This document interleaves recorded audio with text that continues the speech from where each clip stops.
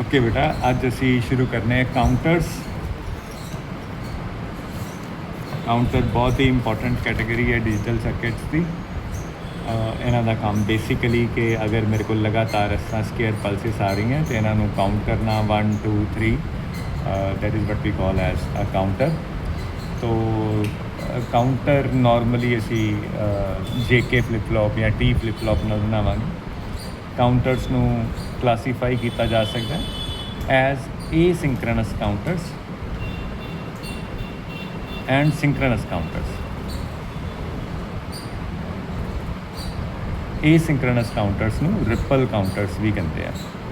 ठीक है, असी पहले एसिंक्रोनस काउंटर करांगे। एसिंक्रोनस का मतलब है कि अगर 4 बिट काउंटर है, मेरे को 4 फ्लिप फ्लॉप लगे है तो यह चारों इकट्ठे काम नहीं कर रहे। पहले नू पल्स मिलती है, अपनी आउटपुट जनरेट करता है, उस आउटपुट की बेस पे दूसरा फ्लिप फ्लॉप अपना प्रोसैस करता है तो अपनी आउटपुट जनरेट करता है एंड सो। तो this is a slow counter. हाँ, अगर लो फ्रीक्वेंसी सिग्नल्स है, बहुत ज़्यादा पल्सिस नहीं आ रही हैं पर सेकेंड, तो लेट्स से कि अगर इहदा 1 माइक्रो सैकेंड पल्स का टाइम पीरीयड है तो यदा मतलब है 10 की पावर 6 पल्सिस पर सैकेंड हो जाएगियाँ, है ना। अगर वह टाइम पीरीयड इन्ना है तो मतलब हो जाएगा 10 की पावर 6 पल्सिस, यानी कि 1 मेगाहर्ट्ज़ तक की जी है उन्होंने काउंट कर पाएगा। तो यह सारा गल इस गल पर डिपेंड करेगी कि फ्रीक्वेंसी कितनी है। अगर फ्रीक्वेंसी बहुत ज़्यादा है तो पर पल्स घट टाइम मिलता पाया, फिर असी स्लो काउंटर की बदले थोड़ा जहा फास्ट सिंक्रोनस काउंटर यूज़ करने की कोशिश करांगे। लेकिन फिलहाल असी स्टार्ट करते हैं एसिंक्रोनस काउंटर तो एसिंक्रोनस काउंटर नूं समझण लई सब तो पहले मैनूं यह देखना पेगा, किसी भी सर्किट नूं डिज़ाइन करन लग्या असी सब तो पहले यह देखते हैं कि यार मैनूं उहदी आउटपुट चाहिदी की है। तो मेरे को 4 बिट का अगर मैं बनावां Q3 Q2 Q1 Q0, तो मैनूं आउटपुट चाहिए किस तरह। शुरू तो मैनूं 0 0 0 0 चाहिए है, फिर जो पहली पल्स आई तो मैं चाहना कि आउटपुट इस तरह की हो जाए, दूसरी पल्स तो मैं चाहना कि आउटपुट इस तरह की हो जाए। यानी बेसिकली इनू असी बाइनरी ओडोमीटर कहने। तो बाइनरी ओडोमीटर के अकॉर्डिंग ही आउटपुट्स जड़ियाँ वो वेरी करनियाँ चाहिए चारां दियाँ। सो ये सिर्फ असी इस टेबल नूं अच्छी तरह नाल देखना है कि ये की हो रहा है। अगर इनू असी प्रॉपर तरीके नाल देख पावांगे, एक पॉइंट ऑफ व्यू डिवेल्प करांगे इन्हां आउटपुट्स नूं, तो फिर सर्किट डिज़ाइन करने लई सानूं एक लॉजिक जरूर नज़र आ जाएगा। मैं चाहना कि तुसीं मेरे नज़रिए नाल इस टेबल नूं देखो। ठीक है, यह टेबल है कि शुरू तो मैनूं 0 0 0 0 चाहिए, ये मैनूं कोई प्रॉब्लम नहीं है। फिर पहला वाला जिहड़ा Q0 है, नोटिस करिए कि टॉगल कर गया। ये भी मैनूं कोई प्रॉब्लम नहीं नज़र आ रही। मैं JK फ्लिप फ्लॉप से J तो K दोनों 1 दे दाँगा तो पल्स जदों आएगी 0 तो 1 टॉगल कर जाएगा। ये मैनूं कोई झगड़ा नहीं है। पर वो देखो कि Q1 ने कोई चेंज शो नहीं किया। फिर जदों 1 तो 0 दोबारा टॉगल किया, हुण इन्हें चेंज शो करता है Q1 ने। यही प्रोसैस रिपीट हो रहा। देखो जे 0 तो 1 जाता है तो ये कोई चेंज नहीं आया, 1 का 1 ही रहा।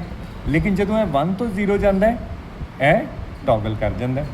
फिर दोबारा तो देखो 0 तो 1 गया, ये कोई चेंज नहीं आया, 1 तो 0 गया, ये टॉगल हो गया। बेसिकली जो Q0 0 तो 1 जाता है, इनू असी पल्स का पॉजिटिव एज कह सकते हैं। उदों Q1 कोई चेंज नहीं नज़र आता। पर जो 1 तो 0 आता है, Q0 अगर 1 तो 0 आ जाता है, इनू मैं negative edge of the pulse कह सकता हाँ। उदों मेरे को Q1 टॉगल करता है। सिमिलर प्रोसैस अगले आउटपुट से भी हो रहा। जे 0 तो 0 गया, 0 तो 1 गया, 1 तो 1 नहीं रहा, ये कोई चेंज नज़र नहीं आया। जदों भी Q1 1 तो 0 जाता है, उस वेले Q2 टॉगल कर जाता है। वो 0 तो 1 करता है या 1 तो 0 जाता है, वह झगड़ा नहीं है। मेन गल है कि Q0 जे नैगेटिव एज शो करता पाया, यानी 1 तो 0 जा रहा है, तो Q1 टॉगल करेगा। वो 0 तो 1 भी हो सकता है, 1 तो 0 भी हो सकता है, पर वो टॉगल करेगा। इस तरह जो Q1 नैगेटिव एज शो करता है तो उदों Q2 टॉगल कर जाता है। तो इस तरह ही ਜਦੋਂ Q2 ਹੈ, ਨੋਟ ਕਰੋ ਇੱਥੇ ਇਹ 0 ਤੋਂ 1 ਗਿਆ Q2, ਇਹਦੇ 'ਚ ਕੋਈ ਚੇਂਜ ਨਹੀਂ ਆਇਆ Q3 'ਚ, ਲੇਕਿਨ ਜਦੋਂ ਇੱਥੇ ਜਾ ਕੇ ਪਹਿਲੀ ਵਾਰੀ Q2 1 ਤੋਂ 0 ਚੇਂਜ ਹੋ ਰਿਹਾ, ਇਮੀਡੀਏਟਲੀ Q3 ਨੇ ਟੋਗਲ ਕਰ ਲਿਆ। तो दोबारा तो इनू सम अप करते हैं कि Q0 हर वारी टॉगल करेगा, कोई प्रॉब्लम नहीं। Q1 उदों टॉगल करेगा जदों Q0 अपनी स्टेट चेंज करेगा 1 तो 0, या इंज कह लो कि जिस तरह वो नैगेटिव पल्स भेजेगा। Q2 उदों टॉगल करेगा जदों Q1 नैगेटिव पल्स भेजेगा, तो Q3 उदों टॉगल करेगा जदों Q2 नैगेटिव पल्स भेजेगा। इस लॉजिक नू मन च रखो तो 1 मिनट ही साडा काउंटर, रिपल काउंटर तैयार हो जाएगा। मैं 4 JK फ्लिप फ्लॉप यूज़ कर रहा, जिहड़े कि नैगेटिवली क्लॉकड है। क्लॉक टर्मिनल दे नाल मेरे को एक बबल लगाया, ਇਹਦਾ मतलब है नैगेटिवली क्लॉकड है, यानी कि negative edge of the pulse ते ਇਹ रिस्पोंड करते हैं। इन्हां च J ते K लाइन कॉमन कर लीए सारिਆਂ ਦੀ, तो यह कॉमन करके इनू असी काउंट लाइन कह दें। इस लाइन को मैं की नाम दे दिता है, काउंट लाइन। काउंट लाइन का मतलब है जो मैं काउंट नू 1 करांगा, ये J ते K दोनों 1 1 हो जाएंगे। पहले वाले नू जिहड़ियां पल्सिस तुसी काउंट करना चाहते हो, वो पल्सिस पहले JK काउंटर दे क्लॉक टर्मिनल नू दे दो, JK0 नू, JK1। ਇਹਦੀ ਆਊਟਪੁੱਟ Q0 है, ਇਹ Q0 अगले दी क्लॉक पल्स नाल जोड़ दो। केयरफुली सोचो, हुण इनू ते J ते K दोनों 1 मिले हुए है, ਇਹ टॉगल करन लई रेडी है ਜਦੋਂ ਇਹਨੂੰ फेवरेबल पल्स मिल जाए। ਅਸੀਂ क्योंकि नैगेटिवली क्लॉकड रखिया, ਇਹਦਾ मतलब है ਇਹਦੇ ਲਈ फेवरेबल पल्स होगी नैगेटिव एज, ठीक है। ਜਦੋਂ ਇਹ नैगेटिव एज आएगा, ਇਹਨੇ ਇਹਨੂੰ टॉगल कर देना, ਇਹ Q0 ने टॉगल हो जाना। ਹੁਣ Q0 अगर 0 तो 1 हो जाए तो इस वाले नू की मिलेगी पॉजिटिव पल्स, तो यह टॉगल नहीं करेगा। पर जदों यह वाला Q0 1 तो 0 जाएगा, इनू की मिलेगी नैगेटिव पल्स, तो उदों JK1 टॉगल करेगा। तो यदी आउटपुट Q1 यदी क्लॉक है, JK2 यदी आउटपुट Q2 यदी क्लॉक है, JK3 है मेरे को, तो फाइनल आउटपुट Q3 है। ਹੁਣ जरा असी देखिए, शुरू तो मैंने 0 0 0 0 चाहिए ना, तो आपां एक सारिਆਂ ਨਾਲ क्लीयर लाइन लगा दें। यह बबल लगा के इस तरह लगाने मैं तुहानूं मतलब दस्सिया सी, यह लो एक्टिव है।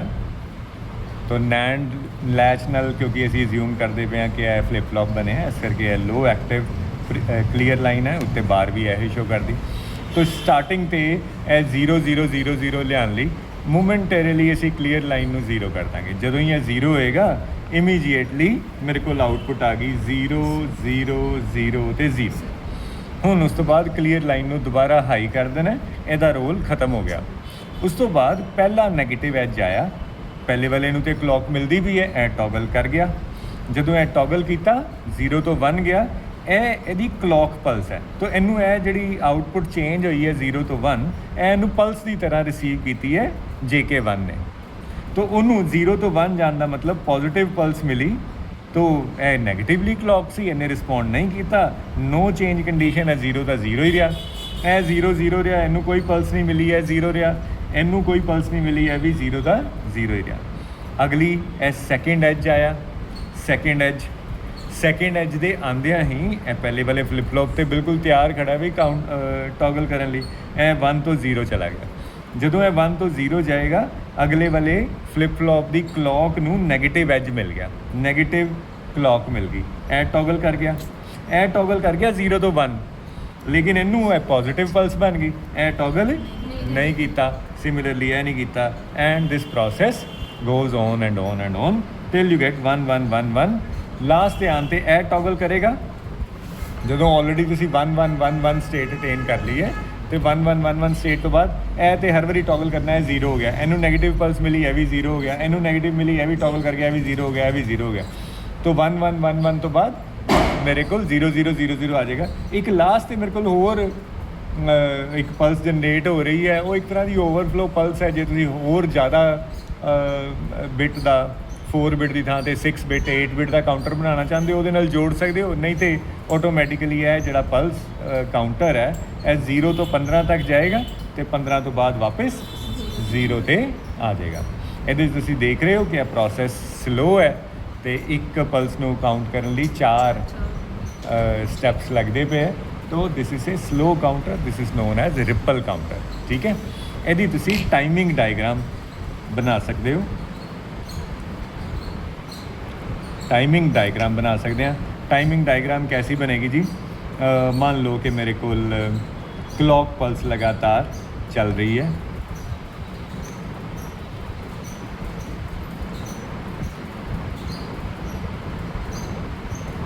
ये जिथे जिथे नैगेटिव एज है ना, मैं वो नैगेटिव एज थोड़ा वो मार्किंग कर लेना रैफरेंस वास्ते,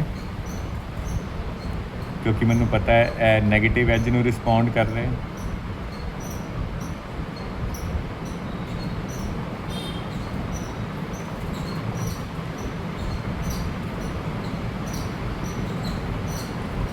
ए वो क्लॉक है, सॉरी मैं गलत लगाती line, I am very sorry for that. ਇਹ ਉਹ ਕਲੌਕ ਹੈ ਜਿਹਨੂੰ ਅਸੀਂ ਕਾਊਂਟ ਕਰਨਾ ਚਾਹੁੰਦੇ ਹਾਂ, ਕਲੌਕ ਪਲਸ ਹੈ। ਠੀਕ ਹੈ, ਹੁਣ ਕਿਊ ਨੋਟ ਦਾ ਕੀ ਸਿਸਟਮ ਹੈ, ਸ਼ੁਰੂ ਤੇ ਉਹ 0 ਹੈ, ਜਦੋਂ ਇਹਦੇ ਨੈਗੇਟਿਵ ਪਲਸ ਆਉਂਦੀ ਹੈ ਉਹ 1 ਹੋ ਜਾਂਦਾ। ਹੁਣ ਉਹ ਤਦ ਤੱਕ 1 ਹੁੰਦਾ ਜਦ ਤੱਕ ਦੁਬਾਰਾ ਨੈਗੇਟਿਵ ਪਲਸ ਨਹੀਂ ਆਈ। ਤੋ this is how the behaviour of Q note will look like. ਠੀਕ ਹੈ, ਕਿਊ 1 ਉਦੋਂ ਰਿਸਪੌਂਡ ਕਰੇਗਾ ਜਦੋਂ ਕਿਊ ਨੋਟ ਦੀ ਨੈਗੇਟਿਵ ਹੈ, ਜਿੱਥੇ ਮੈਂ ਐਰੋ ਲਗਾਤੇ ਹੈ ਇਹਦੀ ਨੈਗੇਟਿਵ ਹੈ, ਇਹਨਾਂ ਦੀ ਨੈਗੇਟਿਵ ਨੂੰ ਉਹ ਰਿਸਪੌਂਡ ਕਰੇਗਾ। ਕਿਊ 1 ਇੱਥੇ ਜਾ ਕੇ 0 ਤੋਂ 1 ਹੋਏਗਾ।